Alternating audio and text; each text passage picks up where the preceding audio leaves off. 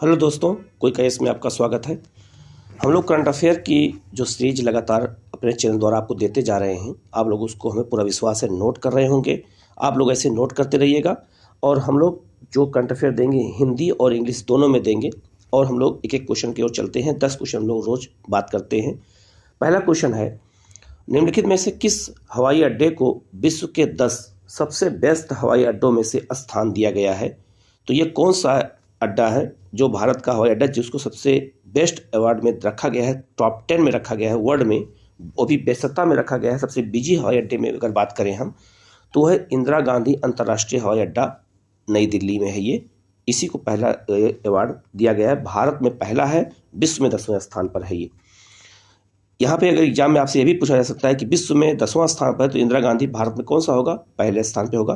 तो इसकी व्याख्या भी यहाँ पर की गई है कि इंदिरा गांधी अंतर्राष्ट्रीय हवाई अड्डा दिल्ली को विश्व के 10वें सबसे बेस्ट हवाई अड्डे के रूप में इसको चुना गया है। ठीक है, यह रैंकिंग 27 अक्टूबर 2022 को जारी की गई है। एयरलाइन गाइडलाइन रिपोर्ट के आधार पर ये रिपोर्ट बनाई गई है। ठीक है, अब इसी क्वेश्चन को यहाँ पे इंग्लिश में भी दिया गया है, जिसके आधार पर आप ये समझ सकते हैं कि जिससे जो इंग्लिश मीडियम के बच्चे हैं उनको भी प्रॉब्लम ना हो और हिंदी मीडियम के बच्चों को भी प्रॉब्लम ना हो। दूसरा, बहुत सारे क्वेश्चन हिंदी मीडियम में हिंदी के शब्द होते हैं वो कठिन वर्ड लगते हैं, तो हिंदी में देख करके हम उसको अंग्रेजी में आसानी से समझ सकते हैं। तो टॉप जो है टॉप 10 में अगर बात किया जाए तो एयरपोर्ट कौन सा है वर्ल्ड का, तो वो है आपका इंदिरा गांधी इंटरनेशनल एयरपोर्ट, दिल्ली में है ये। ठीक है, दूसरा क्वेश्चन की ओर चलते हैं हम लोग। इसकी व्याख्या भी यहाँ पे कर दी गई है, तो आप इसको भी देख सकते हैं। जो हिंदी में व्याख्या रहेगी वही इंग्लिश में भी रहेगी। दूसरा क्वेश्चन है, वैश्विक बहुआयामी गरीबी सूचकांक 2022 के अनुसार भारत में गरीब लोगों की कुल जनसंख्या कितनी है? ठीक है, 4 ऑप्शन है इसमें जो है, जैसे 26.8 करोड़, 33.3 करोड़, 24.5 करोड़ और 22.8 करोड़। तो इसका आंसर क्या हो जाएगा? तो इसका आंसर होगा 22.8 करोड़ जो है लोग ऐसे हैं भारत में जो गरीबी जनसंख्या में आते हैं। और ये किस रिपोर्ट के अनुसार है, ये भी याद रखना है, वैश्विक बहुआयामी गरीबी सूचकांक। इस रिपोर्ट की शुरुआत कब हुई थी? तो 2010 में हुई थी, इस रिपोर्ट की शुरुआत की गई थी, याद रखना ये भी आप लोग। इसका आंसर आपके सामने ये है और इसकी व्याख्या भी की गई है यहाँ पे, और आप व्याख्या से आप कम से कम 2-3 क्वेश्चन यहाँ से निकाल सकते हैं। कि ये भी पूछा जा सकता है कि जो है भारत में 22 करोड़ जो गरीबी है वो किस रिपोर्ट के अनुसार है? तो वैश्विक बहुआयामी गरीबी सूचकांक के अनुसार है। भारत में गरीब लोगों की कुल संख्या इतनी है। यह रिपोर्ट कौन बनाता है? ये भी बहुत इंपॉर्टेंट है। यह रिपोर्ट संयुक्त राष्ट्र विकास कार्यक्रम बनाता है, ये बहुत इंपॉर्टेंट है। ठीक है, और इसका रिपोर्ट कब जारी की गई? 17 अक्टूबर 2022 को जारी की गई। रिपोर्ट के अनुसार विश्व में 1.2 अरब लोग बहुआयामी गरीबी से रूप में गरीब है। याद रखना है, बहुत इंपॉर्टेंट पॉइंट है कि भारत में विश्व में कितने लोग गरीब हैं और भारत में कितने लोग गरीब हैं। तो भारत में 22.8 हैं और विश्व में 1.2 अरब लोग हैं। ये दोनों आंकड़ा आपको याद रखना पड़ेगा, इसीलिए व्याख्या के साथ आधार पर दिया गया है जिससे आपको याद रहे। पूरे विश्व की भारत में गरीबी लोगों की संख्या सबसे अधिक है। ये भी याद रखना कि पूरे दुनिया में सबसे ज़्यादा गरीब कहाँ है? भारत में है। और कितना है? 22.8 करोड़ लोग हैं। और विश्व में कितना है? आप लोग इसको बार बार बोल रहा हूँ जिससे आपको समझ में बिल्कुल आ जाए, रट ले आप लोग। 1.2 अरब लोग। ये क्वेश्चन 100% एग्जाम में आएगा, आप लोग इसको तैयार कर लीजिएगा। इसी बात को यहाँ इंग्लिश में भी दे दिया गया है कि ये जो है जो रिपोर्ट जारी की गई है इसके अनुसार जो है कितना गरीब है हमारे यहाँ, तो 22.8 करोड़ लोग हैं, ग्लोबल लेवल पर हैं। ये भी आपको याद रखना है। इसके बाद इसकी व्याख्या भी की गई है आपको, और आप ये भी याद रखिएगा कि यूएनडीपी का फुल फॉर्म क्या होता है। तो यूएनडीपी का फुल फॉर्म है यूनाइटेड नेशन डेवलपमेंट प्रोग्राम। यही रिपोर्ट बनाता है जो है गरीबी से जुड़े हुए रिपोर्ट को, और जारी भी करता है यही। ठीक है, कभी कभी एग्जाम में भी पूछ देते हैं कि रिपोर्ट जारी कौन करता है। खास करके ऐसे क्वेश्चन आते हैं तो गलत होने का चांस बहुत ज़्यादा होता है, तो आप लोग गलत मत करिएगा। इसके बाद अगला क्वेश्चन है, मानव विकास रिपोर्ट 2022 के अनुसार लिंग असमानता सूचकांक पर भारत की रैंक क्या है? इस रिपोर्ट में भारत की रैंक क्या है? तो भारत की रैंक है 122। हम 122 नंबर पर हैं मानव विकास सूचकांक के अनुसार लिंग असमानता पर। हमारे यहाँ लैंगिक असमानता बहुत ज़्यादा है और लैंगिक असमानता कहते किसको हैं? जब लड़कों और लड़कियों मतलब कि मेल और फीमेल दोनों में विभेद किया जाए, दोनों में अंतर किया जाता है, तो इसी को लैंगिक असमानता कहते हैं। तो हमारा देश 122 पर है, इसका मतलब हमें वो लंबा सफ़र तय करना पड़ेगा। और कभी कभी एग्जाम में, खास करके मेंस के एग्जाम में, ये भी पूछा जा सकता है कि क्वेश्चन क्या बनेगा कि मेंस में कि अगर भारत लैंगिक असमानता सूचकांक में काफ़ी पीछे है तो उसका क्या कारण है। तो आपको बताना होगा कि भारत में लैंगिक असमानता के पीछे भारत में क्या कारण है, उन कारणों की आपको पॉइंट में चर्चा करनी पड़ेगी। ये क्वेश्चन मेंस में बन सकता है, ये क्वेश्चन पीटी में भी आ सकता है। अभी इसकी व्याख्या भी यहाँ पे की गई है, और व्याख्या भी आप ये भी देख सकते हैं रिपोर्ट कौन जारी करता है, कितना एक एक व्याख्या से एक एक क्वेश्चन कैसे बनता है। मानव विकास रिपोर्ट 2022 के अनुसार लैंगिक असमानता सूचकांक पर भारत की जो रैंक है वो 122 है। मानव विकास रिपोर्ट 2022 कौन बनाता है? यूएनडीपी या जारी करता है। तो यूएनडीपी का फुल फॉर्म मैंने बताया, यूनाइटेड नेशन डेवलपमेंट प्रोग्राम। यही रिपोर्ट बनाता है और यही रिपोर्ट जारी करता है। ठीक है, इसी बात को यहाँ इंग्लिश में लिखा गया है जिससे आपके पास जो है ये मैटर रहे और आपको कोई प्रॉब्लम ना होने पाए। तो जेंडर जो है अनइक्वालिटी इंडेक्स जारी किया जाता है किसके अनुसार, ये भी याद रखना है। भारत की रैंक क्या है? 122, आपको ये याद रखना है। ठीक है, नेक्स्ट क्वेश्चन है, निम्नलिखित में से किस राज्य या केंद्र शासित प्रदेश को भारत का पहला स्वच्छ सुजल प्रदेश घोषित किया गया है? तो पहले ये याद रखना है कि स्वच्छ सुजल प्रदेश कहते किसको हैं। तो जो देश के अंदर राज्य या कोई केंद्र शासित प्रदेश हो जो गाँव में पेयजल की को पहुंचा चुका हो और साथ में जो है खुले में शौच से वो राज्य मुक्त हो चुका हो, उसी राज्य को या केंद्र शासित प्रदेश को कहते हैं स्वच्छ सुजल प्रदेश। ये क्वेश्चन आपके एग्जाम में आ सकता है कि भारत सरकार द्वारा स्वच्छ सुजल प्रदेश किसे घोषित किया जाता है। तो दो इसमें क्राइटेरिया है, याद रखना बेटा। पहला है पेयजल, गांव में पेयजल पहुंचा दिया जाए और गांव को शौच से बिल्कुल मुक्त कर दिया जाए, वहां पर खुले में कोई जो है ये ना करने पाए, शौच ना करने पाए, ऐसे क्षेत्र को घोषित किया जाता है स्वच्छ सुजल प्रदेश। तो कौन सा प्रदेश ये बना है? तो इसका आंसर होगा अंडमान निकोबार द्वीप समूह। ठीक है, अब इसकी व्याख्या की गई है यहाँ पे, आप इसको देख सकते हैं, इसको एक्सप्लेनेशन में कर दिया गया है कि अंडमान निकोबार द्वीप समूह को भारत का पहला स्वच्छ सुजल प्रदेश घोषित किया गया है। इस उपलब्धि के साथ अंडमान निकोबार द्वीप समूह के सभी गांवों को हर घर जल प्रमाणन प्राप्त हो चुका है, हर गांव को जल की सुविधा उपलब्ध करा दी गई है।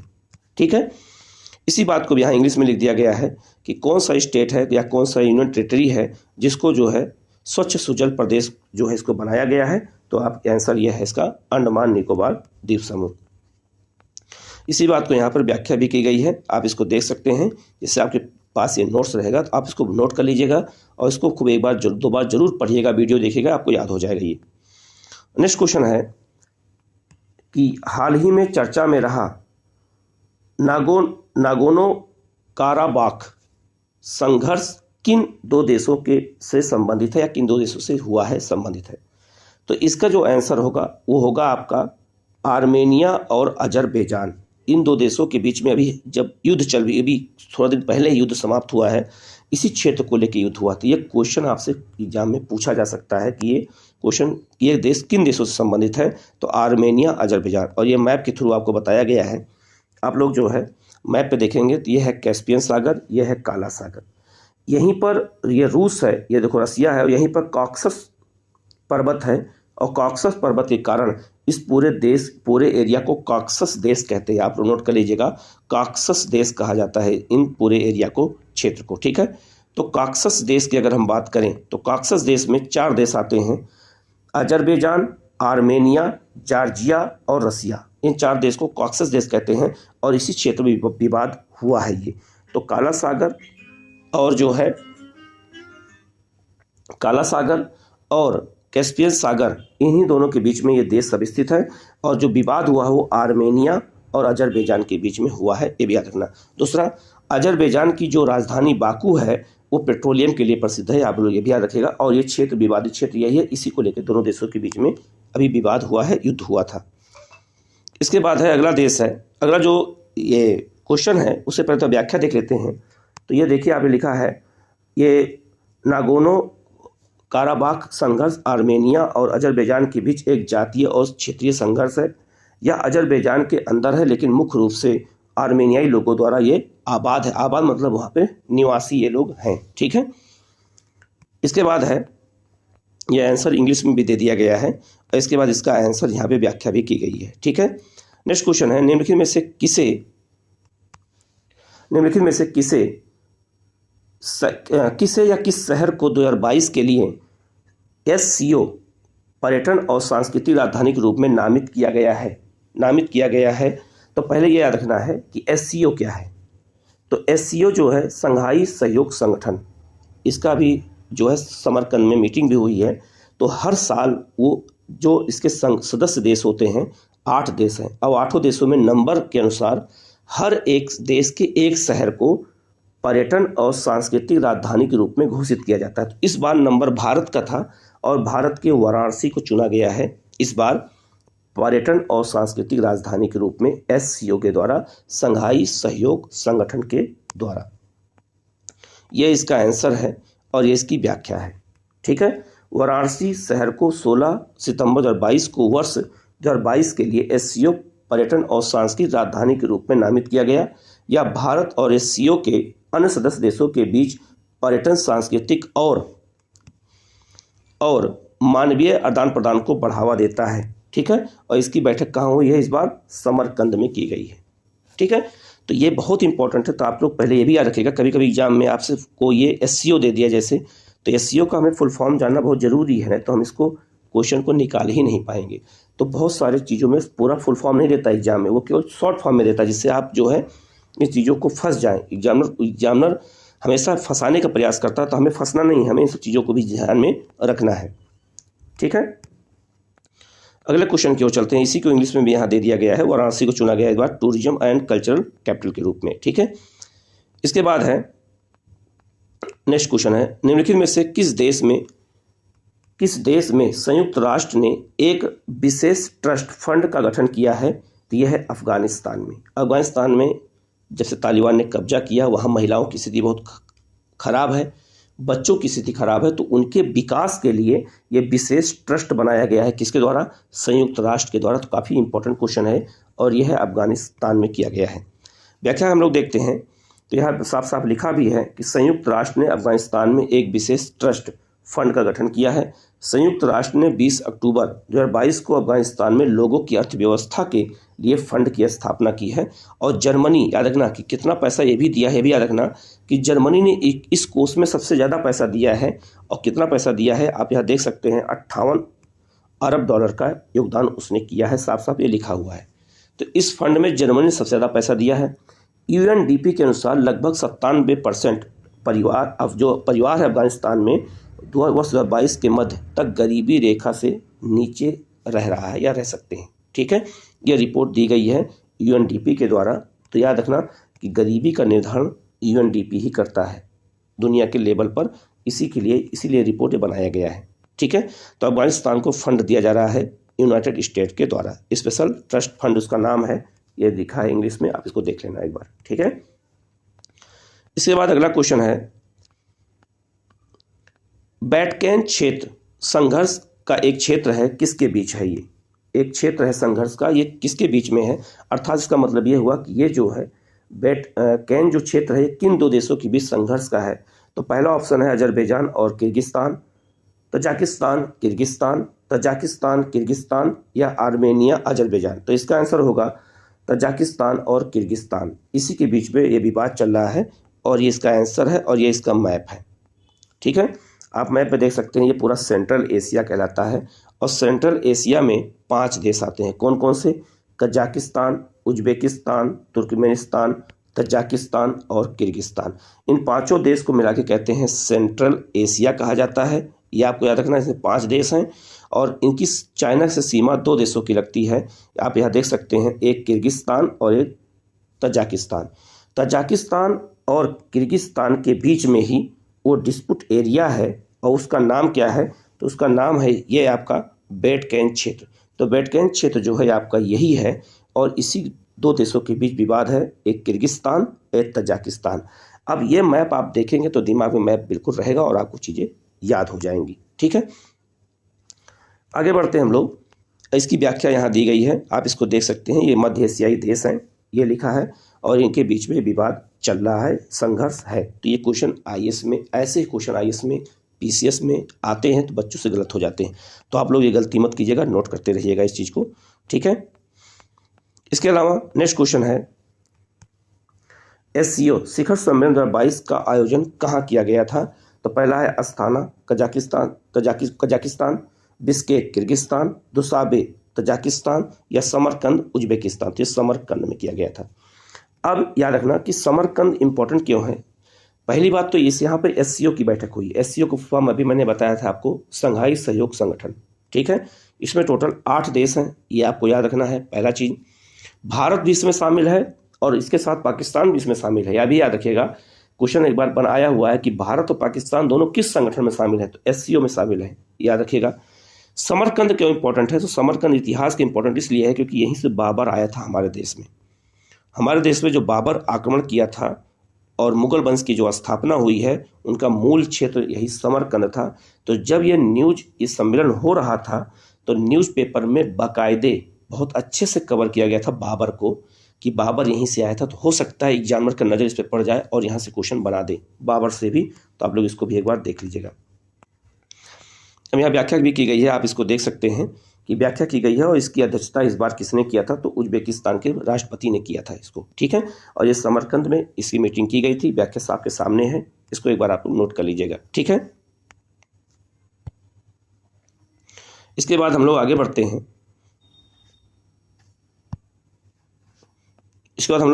हैं। और नेक्स्ट क्वेश्चन पे चलते हैं। और नेक्स्ट क्वेश्चन है, निम्नलिखित में से किस बैंक ने ग्राम सेवा कार्यक्रम शुरू किया है? तो ग्राम सेवा कार्यक्रम की शुरुआत किसने किया है? तो ये किया है भारतीय स्टेट बैंक ने। भारतीय स्टेट बैंक ने गाँव में ये सेवा शुरू किया है, वित्तीय समावेशन, फाइनेंस इंक्लूसिव के लिए शुरू किया है कि गांव के लोगों को बैंकिंग सेवा से कैसे जोड़ा जाए, जो लोग बच गए हैं उनको ला करके इसमें शामिल किया जाए। ठीक है, इसी के लिए स्टेट बैंक ने इस योजना को शुरू किया है, और इसकी व्याख्या आपके सामने है, या भी देख सकते हैं, ये है। ठीक है, भारतीय स्टेट बैंक ने 2 अक्टूबर 2022 को, और 2 अक्टूबर क्यों शुरू किया गया? क्योंकि गांधी गांव के विकास का समर्थन करते थे, उन्हीं की याद में ये शुरू किया गया ग्राम सेवा कार्यक्रम। तो भारत के 6 राज्यों में एसबीआई फाउंडेशन के द्वारा ये शुरू किया गया है। ये भी आपसे पूछा जा सकता है कि कितने स्टेट में शुरू किया गया है? तो ये 6 स्टेटों में अभी शुरू किया गया, धीरे धीरे इसको बढ़ाया जाएगा एक एक करके। तो ग्राम सेवा किसने लॉन्च किया है? तो ये स्टेट बैंक ऑफ इंडिया ने लॉन्च किया है, एसबीआई ने, आपको याद रखना है। ठीक है, तो इसकी व्याख्या हो गई है। आपको ये वीडियो कैसा लगा आप लोग जरूर कमेंट करिएगा। अगर किसी क्वेश्चन में आपको डाउट हो तो कमेंट करके आप पूछ सकते हैं, उसका जवाब आपको दिया जाएगा। वीडियो को आप लोग लाइक कर दीजिएगा, शेयर कर दीजिएगा, और बेल आइकन को जरूर प्रेस कर लीजिएगा, जिससे आपके पास नोटिफिकेशन सबसे पहले पहुंच जाए और आप उसका लाभ उठा सकें। Okay, thank you.